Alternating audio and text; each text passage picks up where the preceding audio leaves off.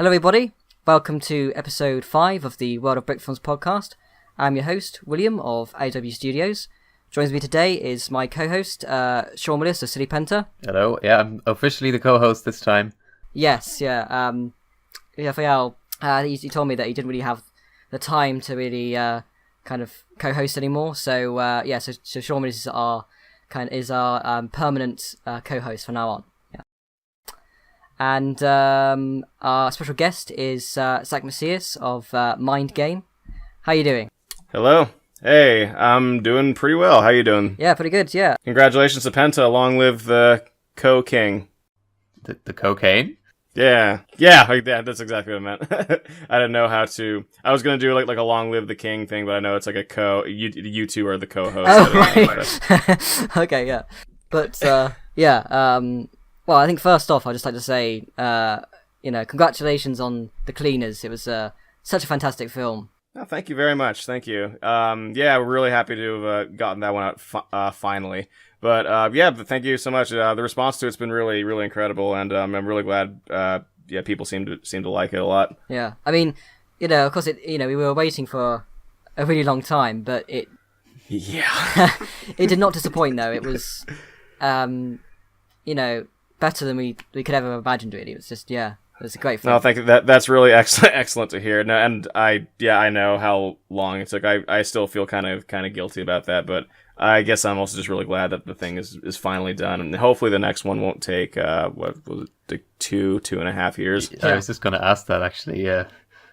that seems to be becoming a bit of a trend for me. I'm just about to release a new film very soon that was originally started in 2014, and 4 years later it's finally going to see the light of day. Yeah, I mean, I'd like for you to say that The Cleaners Part 2 won't take as long, but I think we all know that you really ought not to make any promises in brick filming. It's yeah, but I think especially once you reach a certain age, you gotta sort of abandon the idea of like, oh, I can do this quickly and easily and in no time at all. Yeah. I know what that's like. I mean, like was it a couple of years ago? I would easily make 6-7 films a year. But I think the less time you have and the more time you want to dedicate to each little thing, you find that it's sometimes really hard to make just one film in a year. And like this thing like now, I really did assume, I'm going to be done by April, May, a few months, and I'm still really far away from getting it done, completely. So yeah.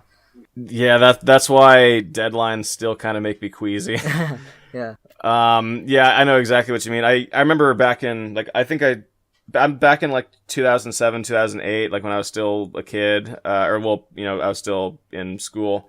I was churning out at least like a half dozen films a year, and it just seemed like it was something that just came so easily. And yeah, the older you get, the more time you put onto the little stuff that you didn't used to, and just you have less time in general to be able to work on it, but you really want to kind of step your game up because you want to feel like you're getting better. You want to feel like you're improving in your craft. And I think also just the way technology in stop motion has advanced as well. That's also kind of adding to some of the production time.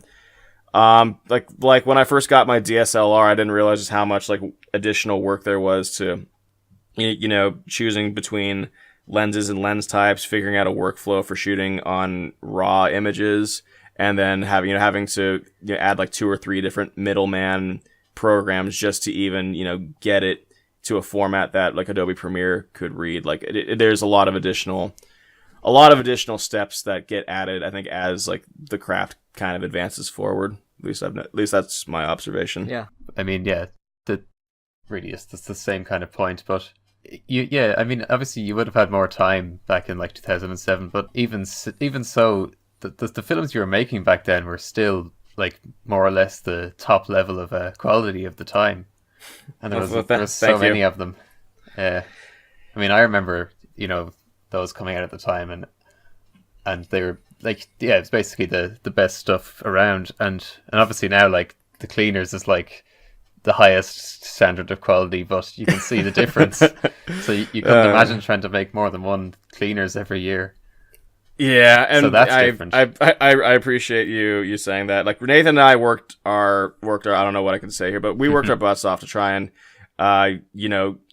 it's funny because that film started off, it was supposed to be like a 48-hour film challenge. Like, we challenged ourselves to it seems so naive and foolish in retrospect, but we challenged ourselves to make a film over like a weekend, and we came up with the story, and I think we got like maybe a couple of shots done the first day, but I think after after Sunday or whatever, like, we realized we were so far off the mark when it came, like, there's no way we're going to have it done. So I came up like another weekend, and we worked and we worked and we worked, and we still didn't even get it finished. But we're a lot closer than we were before. But so I had to leave, and Nathan had to finish the rest of the film. And then, of course, came the long, arduous process of post-production, because I think once we realized and accepted that there is absolutely no way we were going to get this done, like, in the time span that we wanted to, I think we decided that we're going to take as much time as we need to polish this thing as much as we can and, like, make it, like, look and sound as good as possible, just because we really liked the footage, and we didn't want to do a hack job that we would have had to have done if we actually, like, finished it in 2 days. Yeah. Well, I mean, that's the kind of thing I kind of feel like, the more time you sort of go with animating and stuff, the more you can get done, every little detail to look the best you can. Because I think I think you'll find, like, the more experience you have, even the simplest things take longer, because you're that much you want it to be as good as the rest of the things. And like the film I'm doing now, I've actually found that because of doing all these, like, really complicated, challenging things that I've never really done before, I've actually found the really simple things like animating dialogue and, the things that would be really easy for me in the past actually do take longer, because I want it to be, again, as good as the rest of the stuff, Mm-hmm. Do you ever find yourself, like, stressing out about, or, like, when you stress out about like the big shots that you have to do in a film, like every film has at least, like, a couple where it's just like, oh man, I have no idea how I'm going to do this. You almost find yourself like the rest of it almost becomes sort of second nature. Like, you almost don't even think about it, and in a way it almost sort of elevates it, because, like, you approach these easier shots, like, I know how to, like, you come into it thinking, like, I know how to do this, and you don't even really, like, think about it too much. Whereas, like, I don't know where I'm going with that, but it's just I guess, like, that's sort of the way I've observed you can kind of keep evolving, is when, like, that easier stuff that used to maybe give you a little trouble before, like, it just sort of starts to become second nature, and you don't even really, like, think too much about it. Like, if the film was only made up of the easy stuff, then you think it's going to have to be the most impressive easy stuff ever made. Right, exactly. Yeah. Or if you're planning, if, like, your shot's planning, like, a big, like, 2-minute long unbroken camera track or something like that, and that's, like, the big centerpiece, like, everything else just feels kind of like leading up to that. How long do you think was spent actually working on the Cleaners? Because I know when I was making Parallel Panic, that took 2 years. I mean, I was taking multiple months and months breaks. Like, I think the longest was 7 months. Yeah, same. I absolutely did not spend every day working on the Cleaners, because at the time I was still working full time for Telltale, and my free time basically shrank to nothing. And I remember I was just very tired and very just sort of burnt out a lot, and I couldn't. It was weird. I didn't want to even look at the Cleaners for, like, periods of time, just because it was just this thing on my back that I know wasn't finished, and I know, like I wanted it to get done, but I was just afraid that, like, I didn't know how to, because I was in charge primarily of the sound design, and sound is, like, one of my favorite aspects to work on, but it's something I've always also felt like there's always room for improvement, or there's always room to, like, learn how to do something new, just to kind of get it to that next level, I guess. And I'm just kind of picky and a bit of a perfectionist too, but Yeah, I was almost kind of afraid to look at The Cleaners for a while, just because I knew it had to get done. I didn't want to like give up on it and like kind of and like let Nathan down and like let everyone down, because we had kind of made this thing out of An it. event, yeah. Yeah. But at the same time, I also didn't want to do. I didn't want to do like a 70% job or an 80% job, or like, I guess I was afraid that I wouldn't be able to bring it to the level where I thought it should be. And like, honestly, like maybe the time it took to actually get it from start to finish was good for it, because I knew originally I really wanted to use that Steely Dan song, the Dirty Work song. That was like right at the beginning, but I had absolutely zero idea how I was going to do the back half of the film. Yeah. The music choices were excellent, yeah. Well, thank you. Originally, yeah, like the back half of the film was completely without music, and like I like designed the sound to almost seem a bit like a horror film. It was very kind of like atmospheric and ambient, and I was like, I thought that's what I wanted initially, but I let that sit for a little while, and I watched a few times, and it just wasn't clicking. I was just like, you know what, I think this was a mistake, and that was where I started to get really worried, because I thought that was what I had wanted the whole time, but then it turns out I didn't, and I didn't have like a clear solution. So, back into the drawer The Cleaners went. I just didn't want to look at it for a while, and I guess I just, with the intention to maybe let it percolate, but I think I was just kind of running away from it because I was embarrassed. But yeah, I opened it again after the layoff. I saw that as a perfectly good opportunity to take another look at The Cleaners and chip away at some progress here and there. Instead of, I think what I learned to do is, instead of looking at it as the big picture, just figure out little chunks I could accomplish at a time. Like I need to get this sequence done. Okay, now I can focus on this sequence, yada yada yada. And I guess I just realized, like, at the end, like, I think this needs music. Like this needs a soundtrack to go to it. It can't just be solely sound effects. And I really, really wanted to use a Pink Floyd song. I knew that. I originally had Us and Them in mind, but I played it and I tried to edit to it, and for some reason it just wasn't. It wasn't coming together. So again, I'm getting a little nervous, but then I just decided to kind of browse through like the Pink Floyd repertoire, and I just stumbled upon this one song from Animals, and I plugged it in, and I loved like the timing of the intro and the song, and I loved just like the way it could be edited to, like the footage could be edited to it, and I guess I just sort of just knew it like at first listen, I guess. I mean, that's kind of one of the things that I do talk about a lot, but I always find that, music is so important to set the tone, set the scene, and using like iconic music of the time, it's one of the big things that really sort of brings you into that world, and you needed that kind of 70s music, like, Steely Dan and Pink Floyd, to really get that feel that you're in this, like, place in the 70s. It really adds so much to it, and thank you. I mean, I love they're great songs. I agree. I think the soundtrack was going to be especially important, just because it's just, yeah, like you said, we had like a style and this place and time that we were trying to recreate it, or trying to at least give the impression of that. We had a lot of influence from like Tarantino and the old like kind of classic pulpy like crime films, and a bit of like some of the Coen brothers here and there. But like especially Tarantino, and he's well known and beloved for his use of music in movies, and we knew that like that was going to be a big part of it. Although it didn't, for a long time we didn't know if we were going to use like actual songs from the era, or if we were just going to attempt to like get it scored and try to like kind of emulate the feel of that music. And that was something we didn't really know what we were going to do at the time. We put in Steely Dan just kind of as temp music, and I think the decision to just go with it, I think it just, we never found a decent replacement, and we both really, really liked the way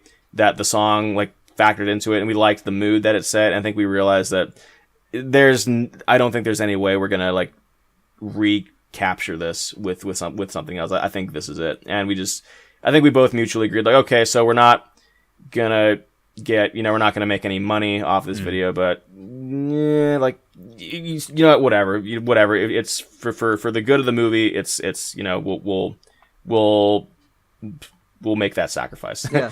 and then of course I would get demonetized and demoted from the YouTube partnership program anyway. Yeah. So it's not like it really mattered. I think that might kind of be a positive thing for brick filming, at least in the long run. If all the channels being demonetized means that people will bring back inventive use of existing music.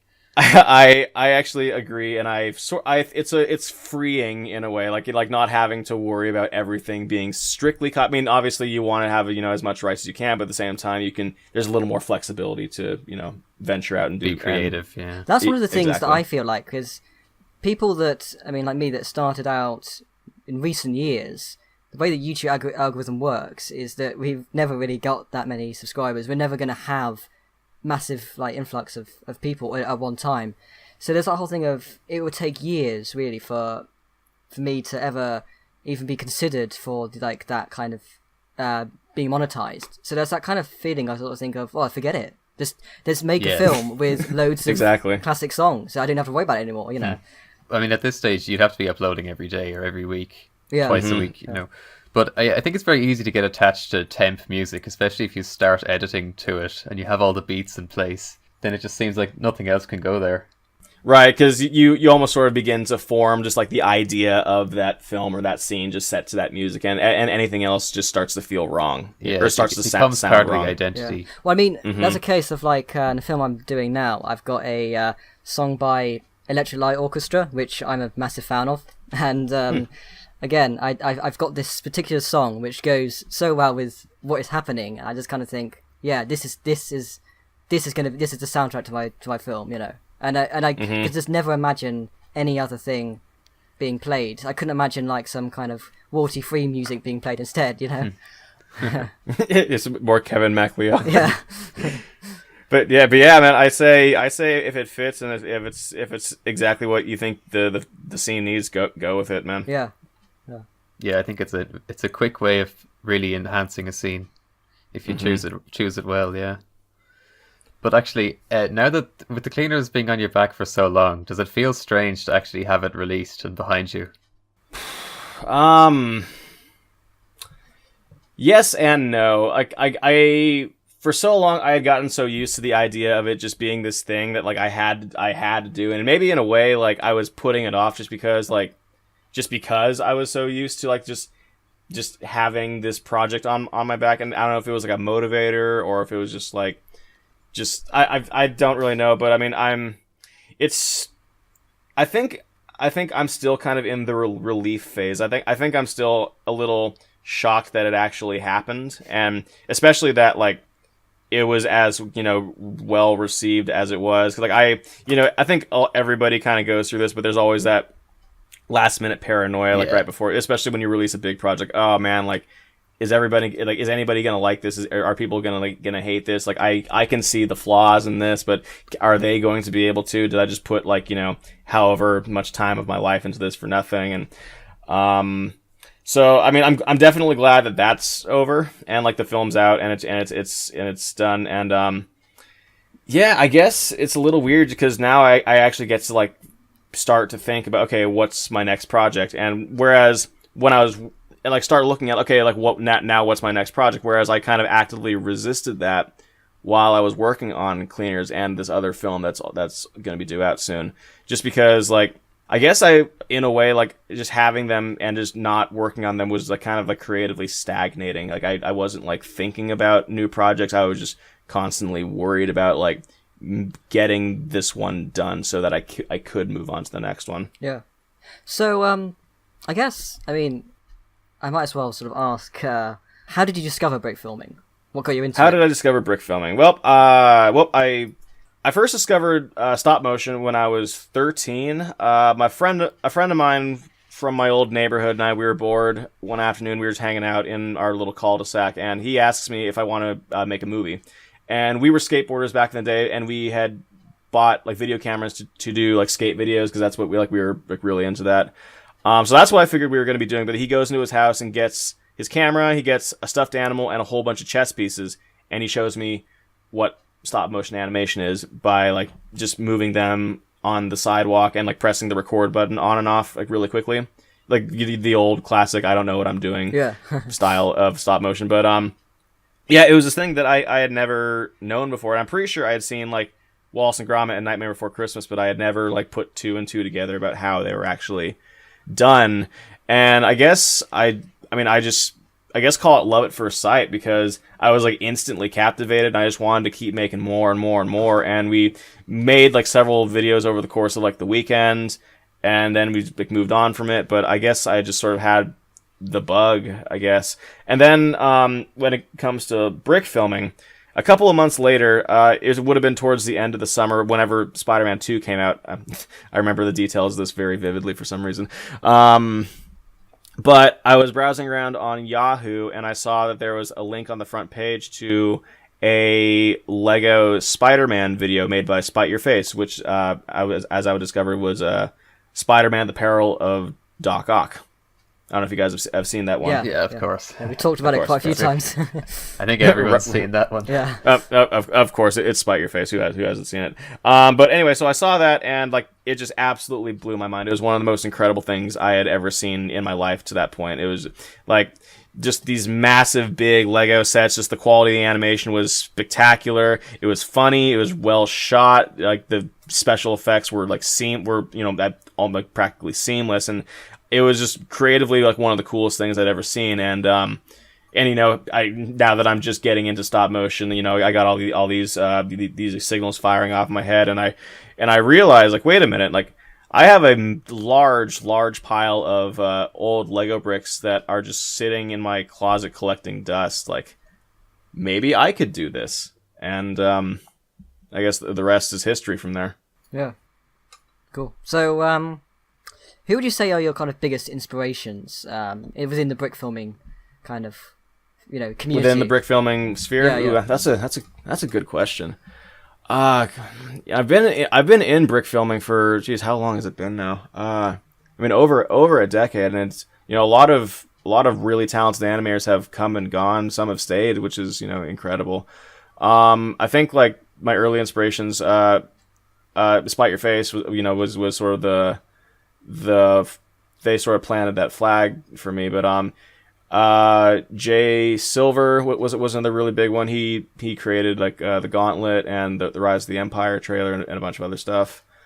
I was a big fan of Bluntmation, Nate Burr's work from the old days. He did like the Steve and Dave films. These are all pretty old, but they're all like comedy films with this dynamic duo, and he was just one of the most talented like comedy writers and voice actors I think I'd ever seen, and to this day, like I still think those old films I think hold up really, really well. Yeah, I agree with that. With the writing and the voice acting, it still holds up. Those were always his strong suits. Yeah, the White Ninja is probably the best one, I think. The White Ninja is great. I think that might be my favorite one. Yeah. White Ninja is so much fun.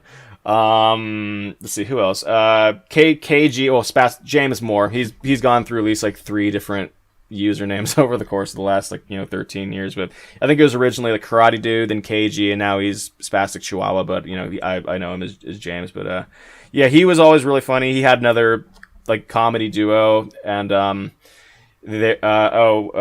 Kevin and Mr. Tater. Yeah, how do I still remember this stuff? But no, he was also always really funny. He had this really great and sort of out there sense of humor that I always found really, really, really interesting and really funny.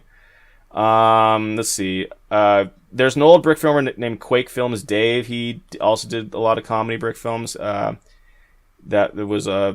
were a lot of fun. I feel like there's so many others I can mention. Left Field. The Left Fielders, yeah. Oh man, yeah, dude. The Left Fielders those are some all timers right there. Like everything they've made is great. Like Aladi Baba Bad, A Special Deliverance, the Great Disturbance. Like, man, talk about an ambitious project, making like an hour and 15-minute long Star Wars brick film, but they nailed it. Yeah. I see. I mean, other mentions would be like Nas Nibiris, Forest Fire, Sean Willis when he came up on the scene, Nathan Wells, who's who I'm lucky enough to call a very, very good friend of mine now. Oh, do you guys know Nick Mani? I don't know how to say his name. I'm probably going to butcher this, but Nick Maniatis. His name was Hallie. Yeah. Good company. Yeah. He I think there are a few of his brick films that like I still hold as like some of my all-time favorites, like including one called Good Company. Yeah. Do you know, for the longest time, I thought you were related because your surnames are similar. Yeah, they are kind of close. I'm not. I live on the other side of the world from them. So. I would have liked to have gotten to meet him, but yeah, whatever.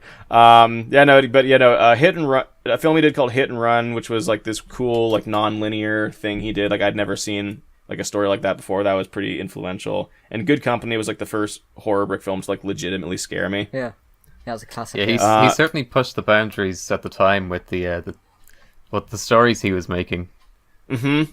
And yeah, and that's I think what was so fascinating. Were back in the days like when like Lego animation was still. I mean, it's still like a relatively niche thing, but it was like particularly niche in this little corner of the internet where just people meet on this message board just to make films. You saw a lot of people like making films that like kind of push the boundary, like what you said, push the boundaries of what the medium could accomplish. It doesn't have to like strictly be like cartoony or like kid friendly or even like comedic.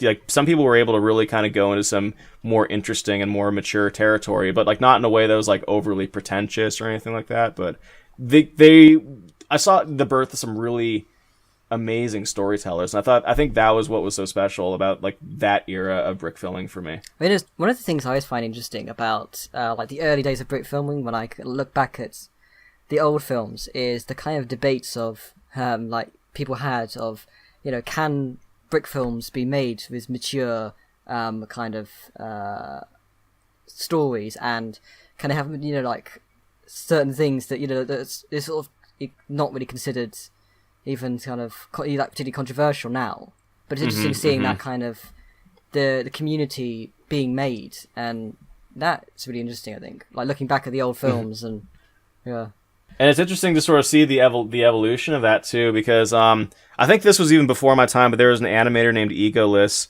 and he made a brick film. Sean, you should know about this one, but he made a brick film that was set to like I forget what song, but it was a music video, and it was kind of a heavy video. It was about like this kid who lived with like two drug addicted, like abusive parents, and like it showed like drug use and like the violence sort of on screen, and it was the first like brick film to actually like attract like some degree of controversy. Like I feel like it got pulled the Lego group asked him to pull it from the internet because they didn't want their brand associated with it, and I thought that was something. It was something like that. I feel. Well, I know the story behind this. I thought you might. Yeah, for a while I wasn't sure if it actually got taken down by Lego or not, because people kind of said that over the years.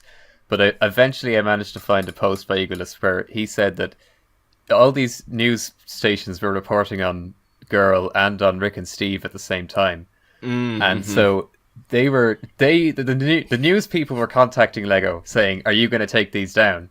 And are you going to take Girl by Egoless down as part of that?" And they were saying, "Oh, we'll look into it. We'll think about it." So Egoless was like waiting for the message from Lego to ask him to take the film down, but he never got it. But they did take down Rick and Steve. Yeah, they did take down Rick and Steve. That's yeah. So it was just a little bit sensationalized, but still, it's kind of a funny little urban legend within the community. Yeah, Rick and Steve. I remember I've seen the old Rick and Steve videos. They're actually pretty funny. They actually are, yeah.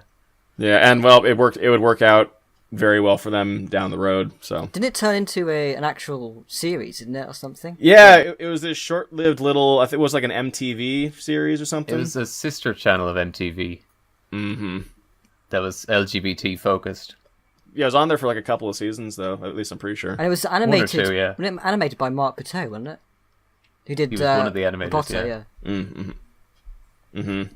Yeah, and okay, so kind of coming back to that like topic of like, can a Lego animation, like, can you successfully create like a more serious or like more artfully driven, more mature film with Lego than like is it possible to do? Like, I think the answer is yes. It's just very, very difficult. Yeah. Yeah. And there's a lot of people that kind of argue that there shouldn't be like blood and stuff in Brick films. But I wouldn't say a lot. Well, yeah, well, some, but there's that kind of thing of, I feel it depends on what kind of film you're trying to do. Like, it would be really weird if The Cleaners didn't include like blood, because the type of tone of film it is, it would just be weird. And you know, those kind of some films, if they're done in that kind of live action style, I think it warrants having that kind of thing, like blood and that kind of stuff. But yeah, it's an interesting debate, I think. Yeah. That's true, actually, with the style of The Cleaners. If the guy at the start just got shot and just fell down, broke into pieces, it would feel a little. It'd feel a little disingenuous, a little hollow, right? Yeah. Or it wouldn't seem real. And yeah, I think Nate and I knew like there was going to need to be some measure of violence in the film. And I think, you know, we knew that, especially when we did that top down shot with like them standing over the victim and his, you know, his brains and his head's, you know, bleeding out, you know, all over the carpet. But we wanted it to be violent, but we didn't want to be like over the toply. So 'cause I think a lot of people, like, when you associate like Tarantino, like a lot of people, at least like on the surface, people will automatically assume, oh, blood and violence and, you know, what and whatnot, that's what Tarantino is. And like it is, but like there's like purpose to it. It's not just mindless. There's like it's an intelligent use of hyper violence, I guess is what I'm trying to say, if that makes any sense. But we knew we wanted Cleaners to be like violent, but we didn't want it to go over the top. And he had to stay grounded in some way. But again, we couldn't really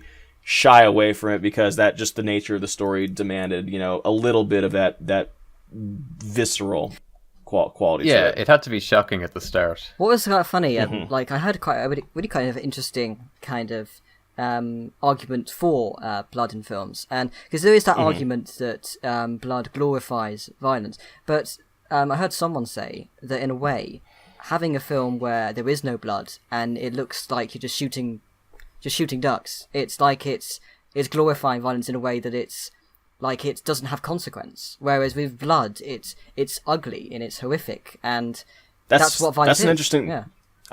That's interesting. I like that argument. Yeah, and I can see that. Yeah, or sometimes. Yeah, I guess I hadn't really thought about it that way, but that makes a lot of sense. I guess, yeah, the violence without the consequence, or without the repercussions, maybe a little more dangerous than the violence with you know the blood and the injury. Yeah, the visible harm. Yeah. I remember Nas Nibris made an adaptation of Frankenstein some number of years ago, and it was screened at Brickfest. I think it went on to win the contest, but it was like a more kind of like a mature horror driven version of Frankenstein. And there's one scene in particular, spoiler alert, but there's a scene in particular where Dr. Frankenstein goes out to collect bodies for his experiment, and one of them involves him having to murder a person.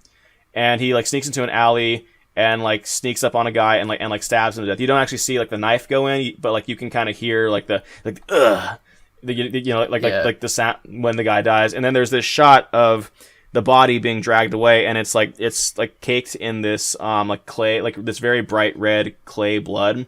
You don't actually get to see like the violence itself, but you get to see what was implied by it, like the outcome. And I remember that film, or at least reportedly, caused distress in a lot of the kids watching it, and a lot of them like had to be like ferried out of the room by like their parents or whatever like that. And that's I think that was just so fascinating, because on the one hand, like maybe there is a point where like it can be a little too much or go a little too far, but on the other hand, like if that's the kind of reaction you can get with a Lego movie, like I think you might have achieved something there. Yeah, but that's one of the best examples of horror brick film again. But just the way that whole sequence is shot, all the lead up to it is super intense with the visuals and the sound. It's like just masterfully done, really. And it's like the slow the way he portrays Frankenstein slowly going insane over the course of the film is like really like eerie and really like it kind of gets under your skin. That was a really accomplished. Really well accomplished, and I think it's the intensity of the overall film that is what did it. Because Robinson, if you ever listening to this, hats off to you, buddy. Good job. You knocked it out of the park with that one. But to get back to something you mentioned, I think that's you mentioned how the Brickfilms.com era spawned some really great storytellers, and I'd say that's really why those films still hold up really well. You can still watch them and consider them classics and to be some of the best Brick films ever, even though obviously now people they've made huge advancements in animation, especially, and cinematography and lighting and everything. But the stories of those old films, they rival or beat the stuff coming out today, no problem. I think that one of the interesting things about that era is that it's so different to like what you have now. Whereas like back then, pretty much everybody in the brick filming community knew each other. It was this nice little, what do they call it, a family, and like a tight knit little group. Yeah. So everybody was like minded, and they just so happened to all kind of like the idea of having these films that are done pretty much in the style like a live action kind of thing, and that really influenced people. And that really kind of, you look back at these films now and you can really appreciate them, and it's partly because those people all kind of like-minded people that felt very similarly about films. They're all together in this little sort of kind of group, and I find it really interesting. It's just so different to like now, where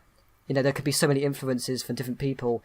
You could be a brick filmer and not know any brick filmers. I just think that Yeah, that's true. Yeah, it's the way YouTube has kind of blew the community, like blew up. I mean, I don't say it in a bad way, but like the community, like it kind of exploded like with YouTube, like, and it introduced the ability to like make stop motion with Lego, like introduce that idea to countless people like all across the world, because of just how easy it is to make a video and put it on YouTube. But before that, it took a little bit of effort. You had to, like, I remember having to like secure web space, having to like figure out how to work an FTP browser, and then having to like render and compress your video in a format that isn't gonna break break your internet trying to upload it, and isn't gonna choke somebody else's computer up trying to download it. Like I remember like having to use like the real player encoder, like remember real player, like that was like the go-to for a while, and but it took effort to like not only make the thing with like the limited resources that we had, but just to even get it online for people to see was also like a process in and of itself. And I guess just whoever was the most dedicated. I mean, I don't mean to talk crap on like modern brick filming, but that's not my intention. It just it's just things were different back then. Like you had to really put an effort to like get something seen by other people. Yeah, I mean, especially if you're kind of sort of thinking, it's in a similar way to going out and seeing a film in cinema. There's that kind of feeling of, I gotta take up loads of my space on my computer to watch this one film. I guess it's almost in that kind of same way of, you've got to really, put a little bit of dedication to watch a film. Whereas these days, everything is so, watch one film, and then 5 minutes later, you're going off to do something else, Yeah, and just to kind of go back to that, you did, like that tight-knit like group of like emergent storytellers. That was always, I think, the most like enticing part of that old like brickfilms.com era, and I think it's why so many of the films, at least the films that I've seen from that era, like not only still hold up. Like whenever I'm asked to list like my favorite like brick films ever, like I can look to like a number of things that are on YouTube currently that like are some of the most technically proficient and well polished things I've ever seen. And yet I still am coming back to most of these old school films just because they're the ones that kind of shaped me, and they're the ones that like stuck with me the most. And I think they're the ones that have like the most standing power, right? Or lasting power. Just because they, at least for me, like there are these really fascinatingly told stories, and I'm not trying to talk crap on modern YouTubers, but like that to me, I think sticks with me more than just another, Marvel versus DC fight brick film. Now you're getting a bit specific. Yeah, I know. But actually, there's an interesting question to ask there, though. Is there any brick filmer in more recent years that sticks out to you in your mind? I mean, this is probably like a bit of a dangerous question. Like, there are a number of really great. Yeah, I mean, it's perfectly fine to say. I mean, if you haven't been paying as close attention, like it's understandable at this stage after so many years to not be watching every brick film that comes out and keeping track of who makes them. I mean, for me, I could sort of say Zistov and Arginon and Student Ninja Nerd are probably my favourite recent ones that are kind of started sort of being noticed when I started off. So kind of recent years, they're definitely ones that I look up to and admire that are recent. But I've been lucky enough to be privy to like how Forest Fire works. With Forest Forest and Sean, they do a lot of stuff together. They're very good friends of mine, and I have nothing but immense respect and just sort of admiration for the way Forrest just shoots and crafts his films. I know I just talk crap on like superheroes and stuff, but like Forrest is the kind of guy where like if you know him, like that's just part of his DNA. Like, and like he like legitimately like really loves that stuff, and you can tell just how much love goes into the films he makes. Like look at like Captain America 3 Nazi Zombies. Like, sure, it's just like kind of a Marvel fight film, but it's also one of like the most well produced like brick films I think I've ever seen. I might be a little biased because I worked a little bit on it, but I mean, you take one look at that and like that's something special.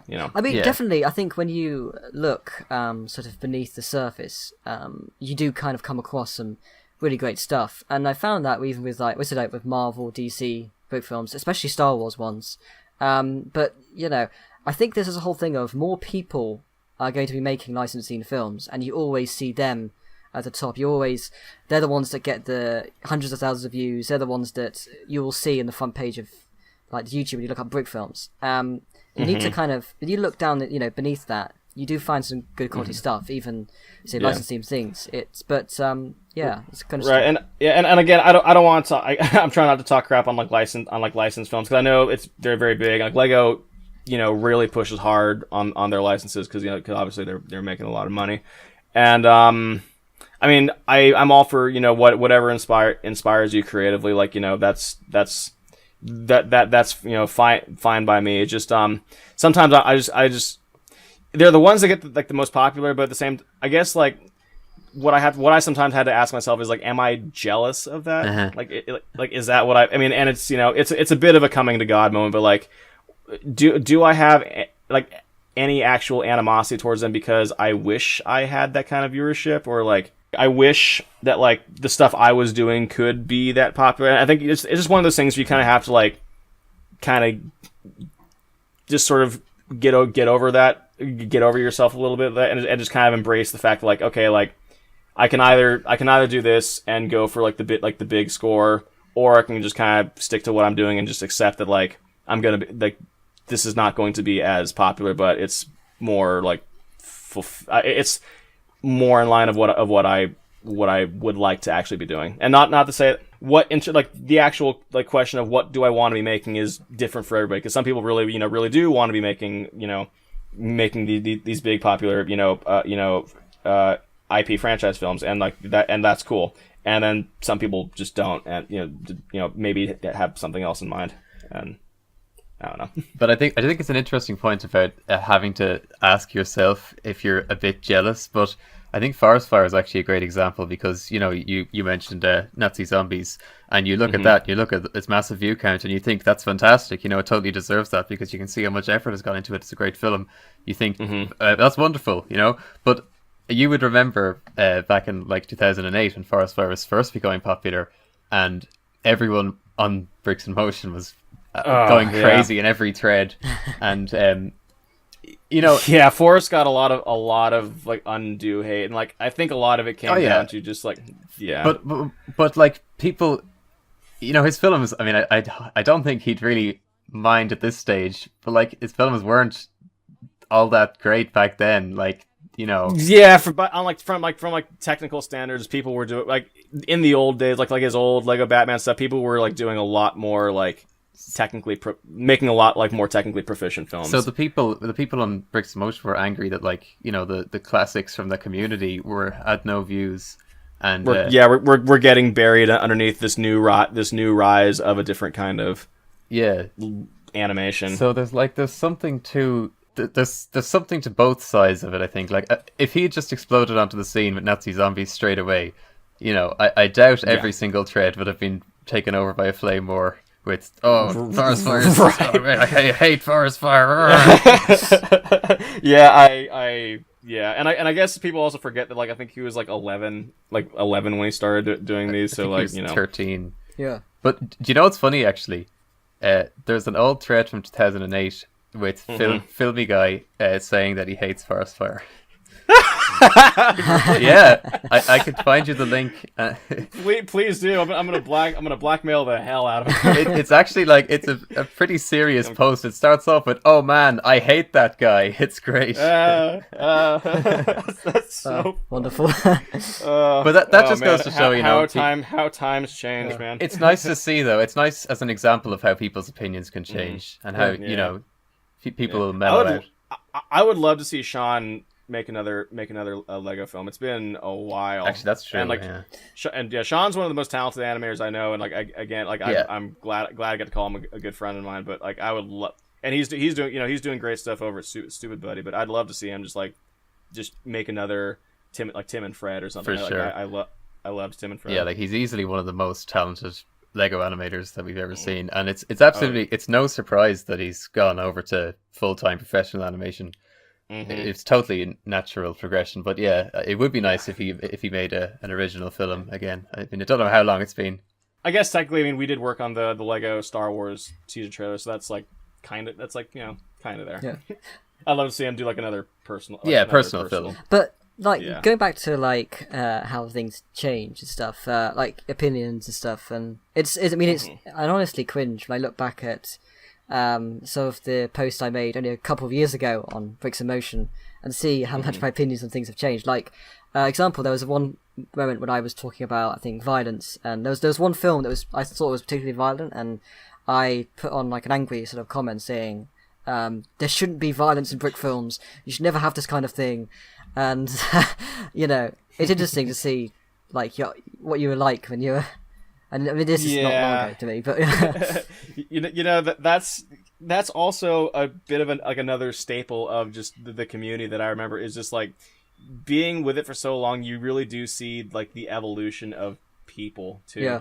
Because there are like a lot of my old friends from the like the forums. When they started off like in the forums, they were little what's like they like some of them like really like were there just to either like just to troll or was just like just this little kid that didn't know any better, but like, and they were either trying way too hard to fit in or trying to be like kind of edgy or whatever like that, but they just got on everybody's nerve.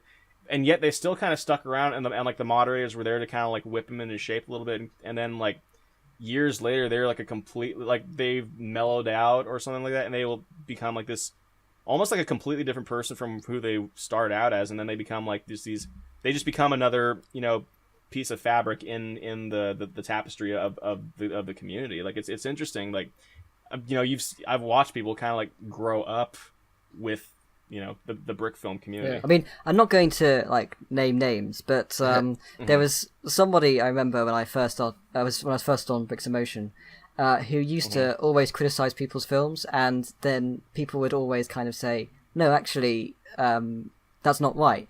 And it's kind of funny because eventually he kind of realized that he was kind of he sort of his opinions had changed and stuff, and he became a very different person, and he changed his name and everything. And I don't know, I just find it really interesting seeing how people do progress in a very short time, really. But I think it's yeah. great that the people in the community have they've all had similar experiences and all joined young, mostly joined young, and I think it's a very understanding and forgiving community in that if somebody's young and they're making stupid decisions and saying stupid things, everyone understands it. So as soon as they apologize or as soon as they show that they've matured, it's completely forgotten. You know, there's no grudges held or anything. Yeah. Yeah, it's a nice environment. We want, like, it seems like people have always wanted other people to succeed. Like, nobody wants to, like, see, like, somebody just, like, fall on their face and fail. No. So yeah, everyone's hoping that the trolls will mellow out, Yeah. and then we'll begin to come around. when Like, they do, they're happy to see it.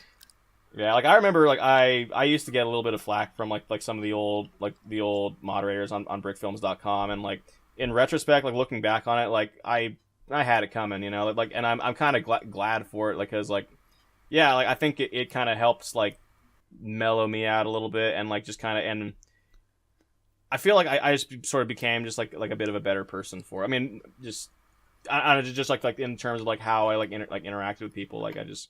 Yeah, I was glad to sort of have that kind of guiding hand a little bit, like, you know, a little bit, you know, kind of firm when they would have to, like, you know, kind of, you know, talk sense into me, but I mean, still, Yeah. for a lot of people, like myself included, it's their first experience with people that, you know, considering that they're homeschooled, it's their first experience where they're talking to people other than like their parents or family, and they're always going to be very like.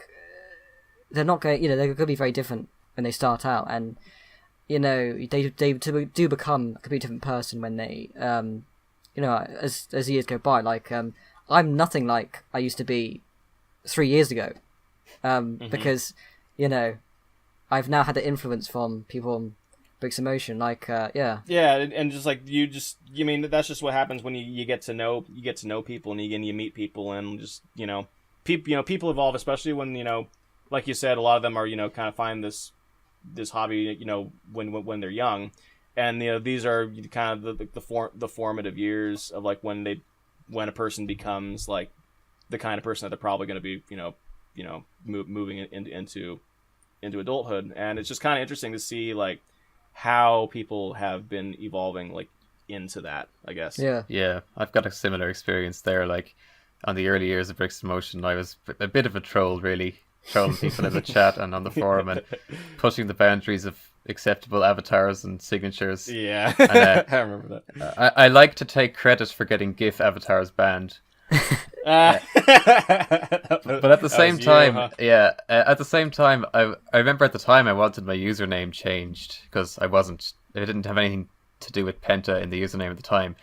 But I didn't want to ask anybody, like any moderator or Smeagol, because I thought, oh, you know, they probably just think I'm some asshole. Like, I don't want to bother them because they probably don't like me.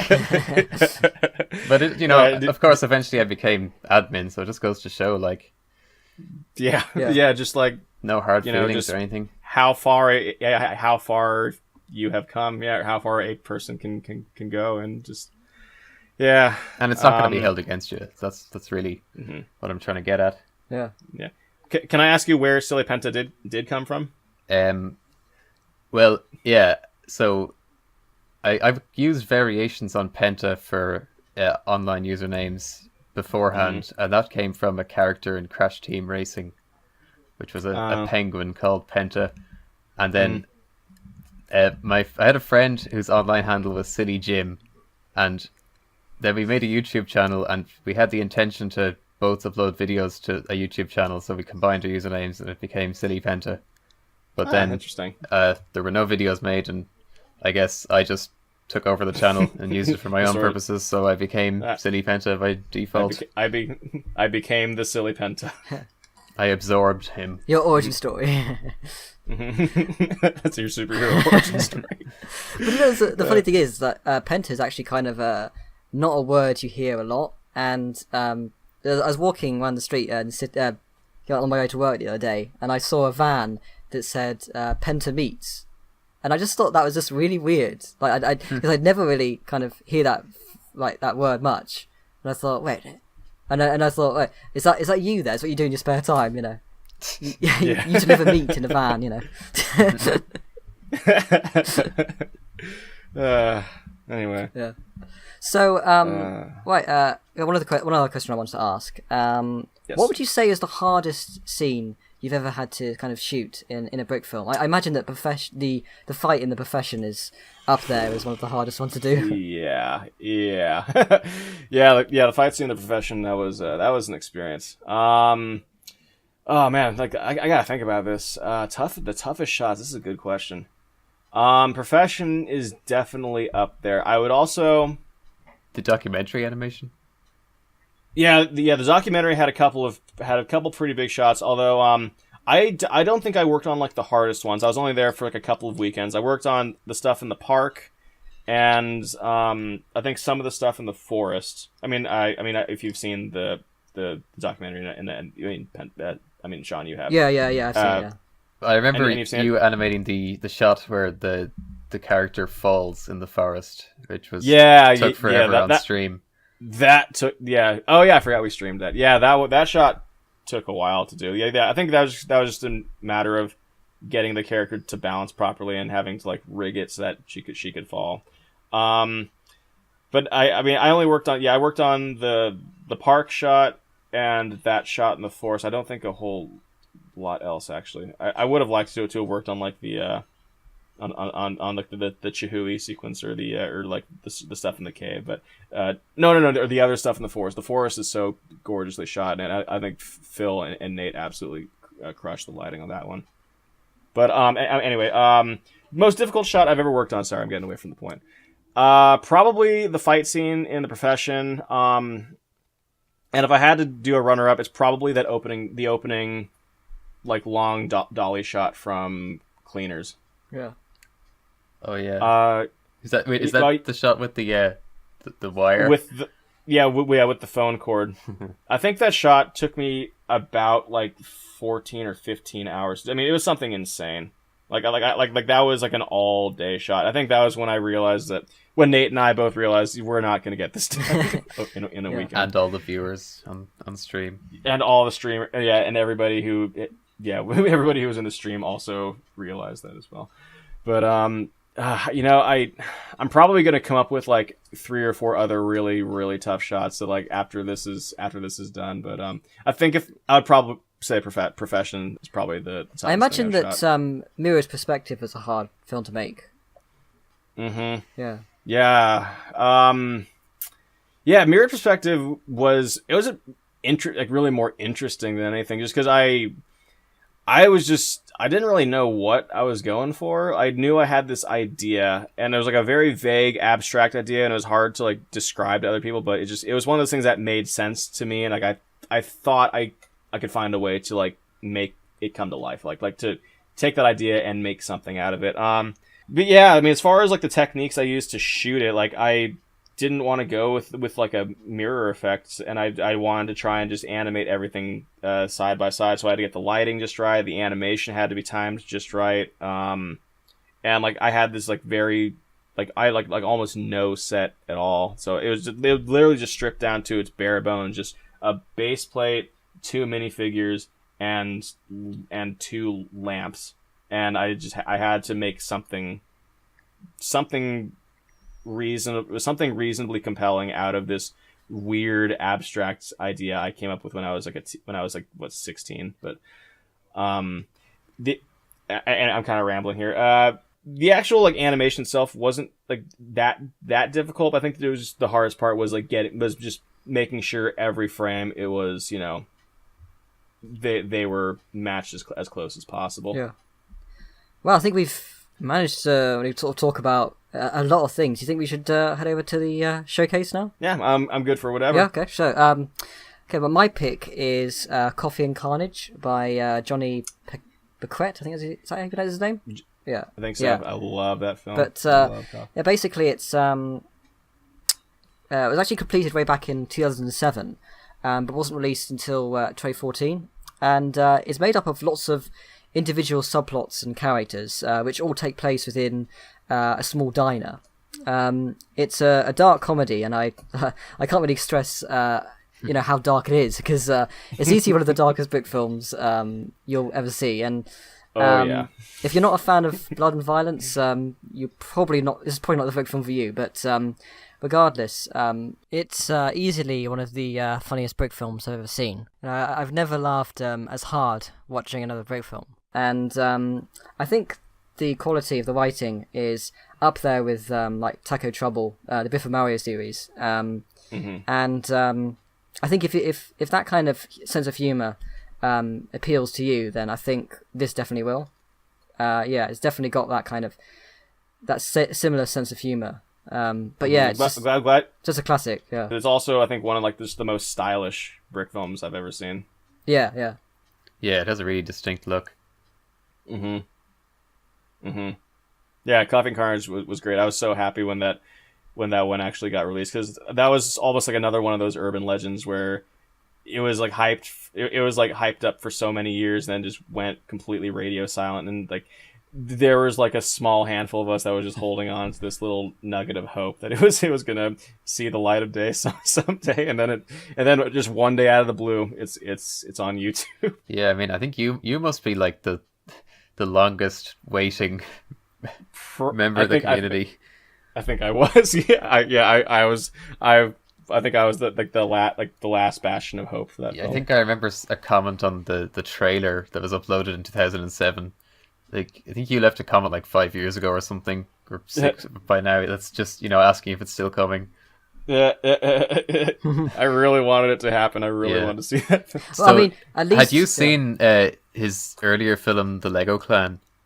I have, yeah. I know I have. I don't remember too much from it. I'm guessing you must have at the time, which is why you were looking forward to Coffee and Carnage, or just off the trailers, maybe. Yeah, I feel like almost like everybody. I mean, every Lego animator has seen like the Lego Clan. That just seems to be one of those like strangely ubiquitous films. It used to be. I think. I remember. Back in the first couple of years on YouTube, it seemed like everyone had seen the Lego Clan, but now it seems like 0 people even have ever heard the name. I haven't actually seen it myself. Actually, I should give that a watch. Is it sort of similar in style to Coffee and Carnage? Yes. Yeah, it's just rougher. Right. It's an earlier film, so it's a little scrappier, but it's very very. You would believe that the same person who made this would also make Coffee and Carnage. All right, should we move on to the next one, or? Yeah, sure. Penta, what did you pick? I picked Character Development by Sir Glub. Which was an entry to Brawl 2014 in the top 5. I think it was one of the best films of that Brawl. It's similar to what we were talking about earlier. The strength of it is really in the story and the characters and the delivery of the dialogue. All that good stuff. Yeah, especially the narrator. Didn't he pick up like a BEMA nomination or something like that? I think. I mean, it was in the running, but I think it maybe not. It maybe missed. Okay, but that's one. It's also very like kind of stripped down to its core essentials, and it's just very, very just focused on like just one character and like, or these two characters like playing off one another. And it's, one set. Yeah, like you said, the delivery. Yeah, one set, one just kind of continuous like story, and there's a lot of really funny moving parts going on to it, but it's mostly just about this dialogue interplay, and like the narrator is so funny. Like the narrator's like, I think around the time I had just played the Stanley Parable, and it's also has like a similarly like expressive and kind of fourth wall breaking narrator character, and I thought that was really funny. And then this film had it, and I thought it was just like really like just masterfully done, just like in terms of just like the delivery and like the way he's written. That everything about that just worked for me. Yeah, the narrator sounds pretty professional. It's got some good character development. Yeah. But I would certainly hope so. Yeah, but the comedy actually reminds me a lot of something that Squid would make, actually. I think that whole kind of concept of, a character arguing with the narrator is so funny. I think it's got a lot of possibilities, and I think it really it's very funny, very simple little thing, but it really used it to its full advantage, definitely. Yeah, and also it's not just in the dialogue, because I think that the visual gag of the gun coming through the gap in the bench is fantastic. Yeah, like it's his head's poking out from the top. Yeah, just like the gun's coming up. That's like a really clever, like, non-traditional use of Lego right there. It really is. Yeah, that's really funny. Yeah. Yeah, and I just love the idea of like that, like the omnipotent like narrator character, like becoming a bit like frazzled and sort of like frustrated with what's going on himself. Like, I love like just that kind of that fourth wall breaking. Yeah, that's funny. They say third wall in the film when they mean fourth wall. Yes, yeah, I noticed and that. You just did it there. Yeah, how many walls are there again? That was really good, and that was a brawl film. Yeah. Everybody listening, enter brawl. Yes. Yeah. Yeah, at your own peril. Yeah. No, it's fun. It's fun. You should do it. Okay. Well. So. My pick. Yeah. Sure. Yeah. Go ahead. Okay. So we were talking about the strength of well-written characters and good dialogue interplay. My pick has none of that. It's also not a comedy. It's also not a comedy. Yeah. So we're taking a little bit of a detour here. This is an old film, I think from like 2005. But my film is called, or the film I'm picking is called Cognizance by Michael Green, formerly known as Comet Green on the Brickfilms.com forums. He was and also in a moderator there. But yeah, it's okay. So Cognizance.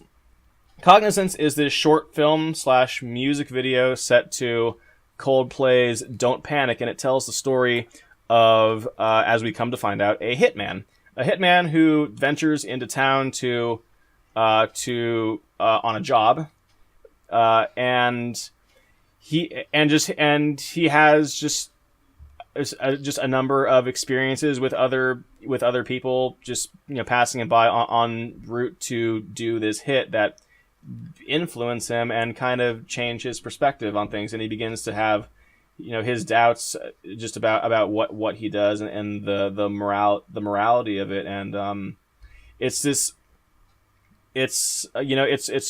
about as long as the song. It's only like about 3.5 minutes long, but it's incredibly beautiful. It's remarkably well shot, and there's a lot of really interesting like artistic flourishes to the mise en scène and the design of it that I think all really add up to one of the most like emotional and kind of touching Lego films I've ever seen. To kind of go back to that, can a Lego film accomplish more take on more mature themes and produce something that's emotionally resonant and something that's beyond just being a comedy? And I think this is one of the films that absolutely does. I think it probably I just love how well it manages to tell you everything just by what it shows you, and you can come to terms with exactly what's happening simply by just watching it. I love how much confidence it puts in you to understand, and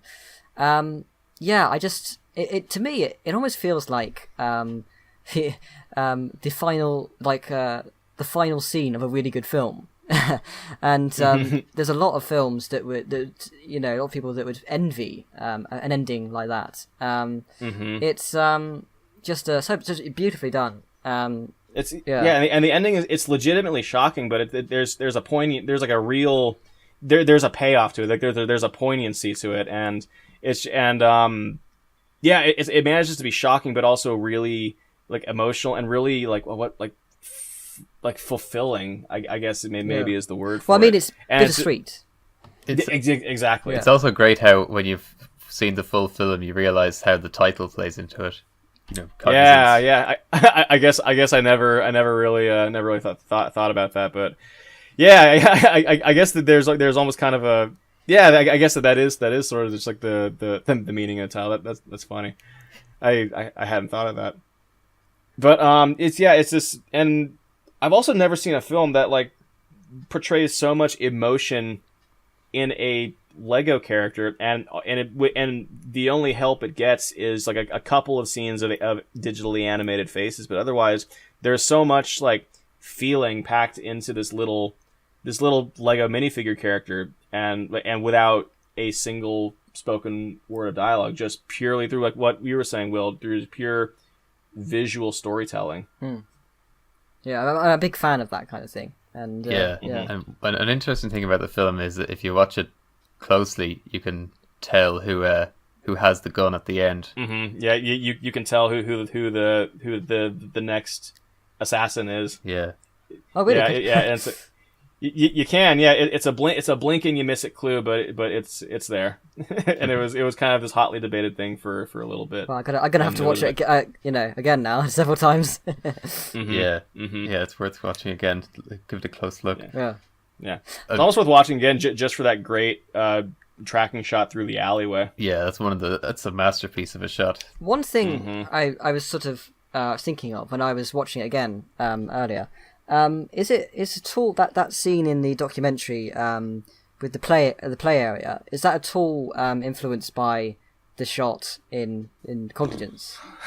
I don't know if we consciously thought about that, but that's actually kind of an interesting. That's an interesting connection to make. Yeah, I don't I don't think that's what we were consciously thinking about at the time, but I can see where the similarities would be, and I'm not even embarrassed by that, or like oh no, did we rip it off? No, because one great it'd be awesome if that was influence from that but I don't think that we were actively thinking about that, unfortunately. But I wish I could say on a similar topic, even though it's a completely different genre, Cognizance is remarkably reminiscent of The Letter. Oh yeah, yeah, man. Oh man, and that's James FM, James Meduzzi, another great animator from the old. I mean, he only made the two films, but yeah. Oh man. But actually, in a way, you could kind of think of The Letter as being a very similar kind of film, but just in a very different genre. They make an interesting double feature, yeah. Guy wandering through town genre. Well, you could, yeah, and getting knocked over by people coming out of doors. Is there a shot in an alleyway in The Letter? I don't think so. Nah, I don't think so. There's a lot of visually similar shots in Citizen of the Year, I guess. I was going to say the same, actually. Yeah, Citizen of the Year has similar shots. Going down the street and the doors opening and the people moving around. Okay, you need to make. Yeah. We need to make a Blu-ray box set of The Letter, Cognizance, and Citizen of the Year. But it's something that I've been saying it to a couple of people recently. The influence of The Letter, it's kind of unsung, really. It's huge. The way it influenced cities and streets and people walking in the background, all that sort of thing. Pretty basic stuff, but it's clear that The Letter's influence was massive. You can see it in Cognizance. And you just and even just in terms of just like you said, the design of the city and just I guess all that background animation. It's just kind of just the way the story flows, and the use of things like I don't know, I also can think of there's a street light scene in Cognizance where part of the focus is on the light turning from like red to green. It's a little throwaway detail, but it's the kind of thing that maybe not a lot of other a lot of other animators would think to also include, or just instead of just just gonna have them walk across the street. I guess it gives that sense of a real world rules to follow, kind of how The Letter I feel I'm I kind of lost my train of thought there, so never mind. I think I get where you're going, yeah. But yeah, they're both great films anyway. Yeah, anyway, yeah, they're both excellent. If you're listening and if you haven't seen one or both of them, go see one or both of them. They're both great. And Citizen of the Year as well. And Citizen of the Year. That goes without saying. But anyways, and The Cleaners, of course. Oh well, yeah. You can skip that one. It's not that good. It doesn't even have somebody getting knocked over by a passerby. Yeah. So that's a automatic strike against it. Every good film needs that. It does. Yeah. That's why my old film, The Bad Day, is still clearly my pinnacle. best one. Yeah. It never got better after that. I probably should have just hung it up after that. Probably still your best falling downstairs animation. Yeah. Oh yeah. The best one I've ever done. But I think so far the only one I've also ever done too. It's actually still really good though. Oh, thank you. Yeah, and that was supposed to be like my warm up film for the very first fact contest. So I guess in a way that was technically the first Ben and Andy film too, but not in terms of like release date, in terms of chronology. I have something to that effect written on the wiki page, all right. So it must be true. Oh, yeah. There you go. It's hard written in hard ink on the internet. It can't be undone. If it's on Wikia, it must be true. Exactly. So, are we good? Is there anything else you'd like to talk about before we wrap it up? Well, I mean, see, it's been getting a little. Yeah, we've actually been going for a while. Yeah. Yeah. We were 20 minutes in before I actually talked about how you started out. So yeah. Yeah, I'm feeling pretty good. If you guys are. Yeah. I think we managed to talk about a lot of really good stuff. Yeah. Covered a large swath of topics. Yeah, I mean, this was a lot of fun. I'm glad we got to do this. It feels like we could talk a lot more. Honestly, I probably could. I have stuff. Of course, I gotta go take care of it. I mean, I could really sit down and just talk brick filming for like forever. Yes, thank you so much for joining us today. Again, you're a massive inspiration for me and a massive part of the community. There's a lot of people that I hear that always say that you are like inspiration, and it's such an honor to have you with us. Thank you. I mean, thank you so much for saying that. Like I still don't like I'm absolutely honored to hear stuff like that. I don't even really have like the words to say except just thank you so much, and thank you for having me on. This has been like a lot of fun, and I'm honored to have been a part of it. Yeah, thank you so much. Yes, thank you. Bye, guys. All right, take care. Bye.